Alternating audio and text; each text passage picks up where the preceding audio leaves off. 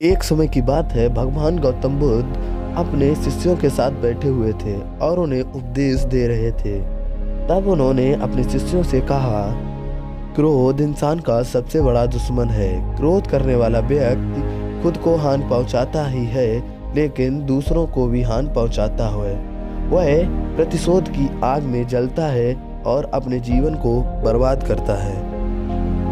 उनके उपदेश खत्म हो जाने के बाद उनके शिष्यों में से एक शिष्य खड़ा होता है और उन्हें बोलता है, तू एक ढोंगी है, तेरी बातें मनुष्यों के रहन सहन से विपरीत है। तू जो भी कहता है उसे अपने जीवन में अनुसरण नहीं करता और दूसरों को यह सब करने को कहता है। जब उसका वह शिष्य गौतम बुद्ध को उल्टी सीधी बातें कह रहा था, तब गौतम बुद्ध ने कोई किसी प्रकार की प्रतिक्रिया नहीं की और वे शांत बैठे थे। लेकिन ऐसे में वह व्यक्ति और भी आग बबूला हो गया और गुस्से में आकर उसने गौतम बुद्ध के मुंह पर थूक दिया। इसके बाद भी महात्मा गौतम बुद्ध को गुस्सा नहीं आया और वे शांत थे। उन्होंने अपने चेहरे से थूक को पोंछा और वह चुपचाप बैठ गए। यह सब देखकर उस शिष्य को कुछ समझ नहीं आया और वह अपने घर चला गया। जैसे ही वह अपने घर पहुंचा, तब तक उसका दिमाग शांत हो चुका था। दिमाग के शांत होते ही उसे इस बात का एहसास हुआ कि उसने कितनी बड़ी गलती की है, उससे पाप हुआ है। वह खुद को मन ही मन में कहने लगा, यह मैंने क्या कर दिया? मैंने महात्मा बुद्ध का अपमान कर दिया। ऐसा पाप मैं कैसे कर सकता हूँ? मैंने बहुत बड़ी गलती कर दी। मुझे जाकर उनसे माफ़ी मांगनी चाहिए। यह कहकर वह तुरंत ही गौतम बुद्ध के पास चला गया, लेकिन गौतम बुद्ध उस स्थान पर नहीं थे।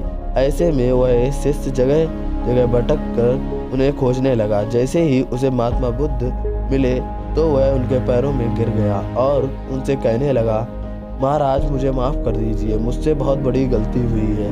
मैंने आपका अपमान किया है, मैंने यह बहुत बड़ा पाप किया है। यह सब देखकर गौतम बुद्ध ने उससे कहा, शांत हो जाओ, क्या बात है, मुझे बताओ, तुम कौन हो? गौतम बुद्ध के यह प्रश्न पूछने पर वह शिष्य चौंक गया। वह सोचने लगा कि महात्मा बुद्ध मुझे कैसे भूल सकते हैं, मैंने तो उनका अपमान किया था।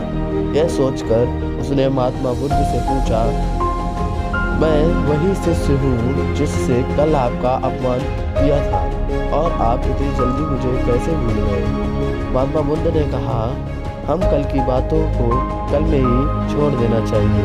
वह अच्छा हो या बुरा, उसके बारे में बार बार विचार नहीं करना चाहिए। मैं बीती हुई बातों को पीछे छोड़कर आगे चलता हूँ। ऐसा ही हम सबको भी करना चाहिए। महात्मा बुद्ध की यह बातें सुनकर वह शिष्य और भी ज़्यादा प्रभावित हुआ और उनसे बोला, मैं आज से आपकी हर बातों को मानूंगा। इस कहानी से हमें यह सीख मिलती है कि बीती हुई बातों को हमें भूलकर आगे बढ़ना चाहिए। अगर कोई मनुष्य अपनी बीती हुई बातों पर ज़्यादा ध्यान देता है तो उसका ध्यान पूरी तरह से भूतकाल में लगा होता है और वह इंसान कभी भी आगे बढ़ने की और विचार नहीं कर पाता। इसीलिए हमेशा पुरानी बातों को छोड़कर आगे बढ़ने की सोच रखें।